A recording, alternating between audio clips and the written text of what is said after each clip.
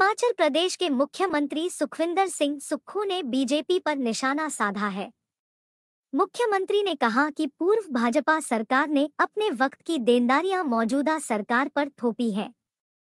पूर्व सरकार के दौरान क्रिप्टो करेंसी के नाम पर घोटाला हुआ, सरकारी भर्तियों में घोटाला हुआ, हिमाचल स्टाफ सिलेक्शन बोर्ड की भर्तियों में गड़बड़ी हुई, पुलिस कांस्टेबल पेपर में गड़बड़ी हुई और पूर्व बीजेपी सरकार सब कुछ आंख मूंद कर देखती रही। उन्होंने कहा कि 10 महीने में ही कांग्रेस सरकार ने होटल वाइल्ड फ्लावर हॉल का केस जीता और पूर्व भाजपा सरकार के दौरान हुए घोटाले को सरकार खोज रही है और इन पर कार्रवाई भी की जाएगी। मुख्यमंत्री ने कहा कि पूर्व सरकार के दौरान बिना वैलिड लीज क्रशर चलते रहे और इससे प्रदेश सरकार को नुकसान हुआ।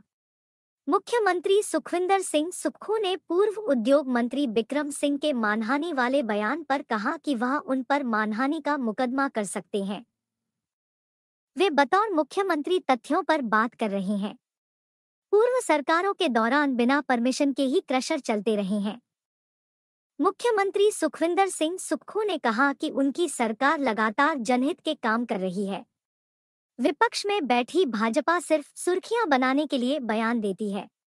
उन्होंने कहा कि माइनिंग डिपार्टमेंट में भी सरकार व्यवस्था परिवर्तन करने जा रही है।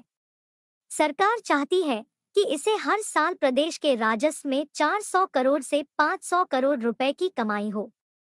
जो डीए की मांग है वो उनकी जेन्युइन है। सरकारी कर्मचारी जितने भी हिमाचल प्रदेश में हैं उनका डीए 12% हो चुका है, लेकिन पिछली सरकार ने जितनी भी देनदारियां हैं और जितनी भी सरकारी कर्मचारियों की लायबिलिटी है वो हम पर थोपी है।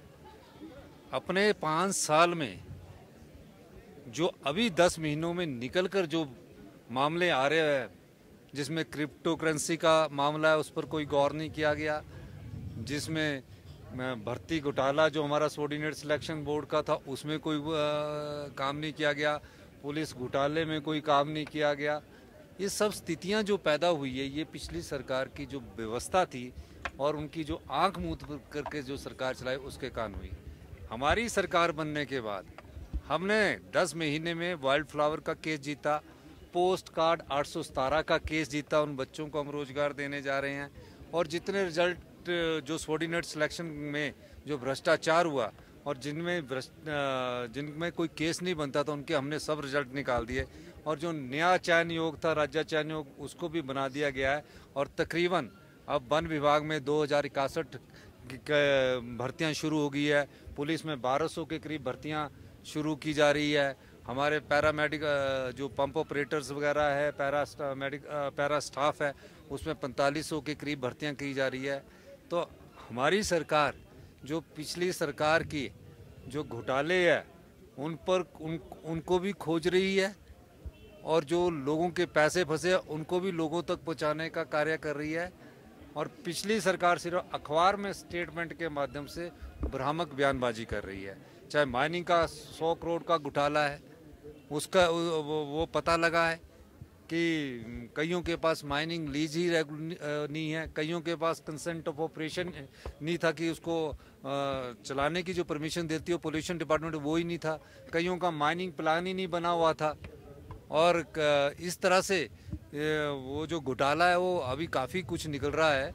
तो सारी चीज़ों की हम इंक्वायरी कर रहे हैं। ये तो एक रावी बेसिन पर जो लापरवाही के कारण, माइनिंग डिपार्टमेंट की लापरवाही के कारण जो ये नुकसान हुआ है, सरकार उसका भी अध्ययन कर रही है। पहले ही कहा है कि कोई गलत नहीं होना चाहिए, किसी पर ना गलत आरोप लगना चाहिए और ना किसी के साथ आरोपी के साथ गलत होना चाहिए। उसकी फैक्ट्स जब आएंगे तो चाहे कानून के सामने कोई मुख्यमंत्री हो, कोई डीजीपी हो, सब पर कार्रवाई संभव है। लेकिन अभी फैक्ट्स जो है वो सारे फैक्ट्स के पुलिस अध्ययन कर रही है। सर, विपक्ष कह रहा है कि 10,300 करोड़ का लोन ले लिया है और अभी तक। देखिए 10,300 करोड़ का लोन तो भारत सरकार से दलाव ना, हम तो लेने को लिए तैयार बैठे हैं, उनको बोलो। हमारे को तो लिमिट ही उन्होंने 6600 करोड़ की कर दी है। ओल्ड पेंशन के कारण उन्होंने 1780 करोड़ रुपये हमारे रोक दिए जो हमारे लोन में मिलना चाहिए।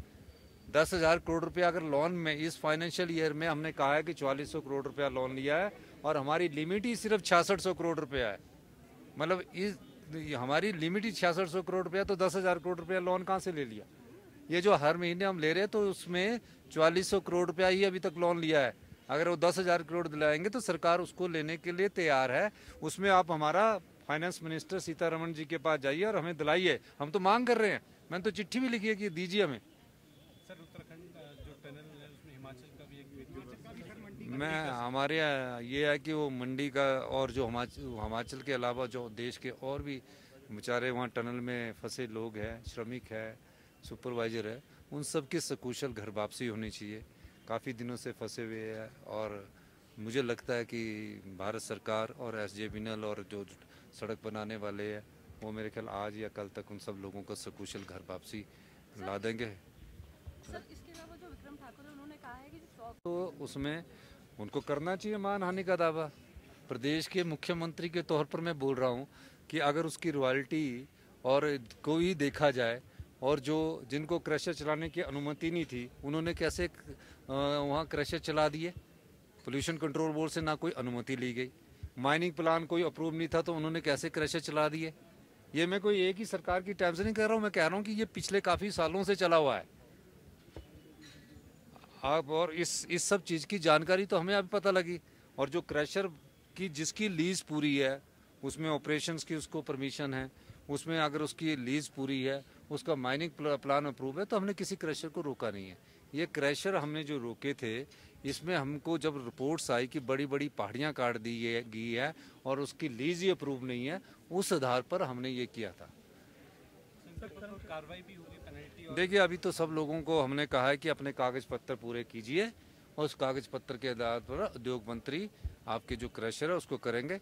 लेकिन हमारी रॉयल्टी जो हिमाचल प्रदेश के राजस्व में आनी चाहिए वो पूरी आएगी। उस संदर्भ में हम कई और माइनिंग डिपार्टमेंट में व्यवस्था परिवर्तन करने में लगे हैं।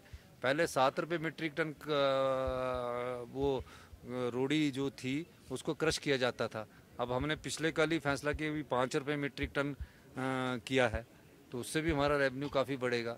और मेरा ये मानना है कि हमें जो माइनिंग से रेवेन्यू है वो 400-500 करोड़ रुपया साल का आना चाहिए। इसको 1-2 साल लगेंगे सिस्टम को सेट होने पर आएगा जरूर। कर्मचारियों ने कह रहे हैं 5 डेज देखिए 5 डेज भी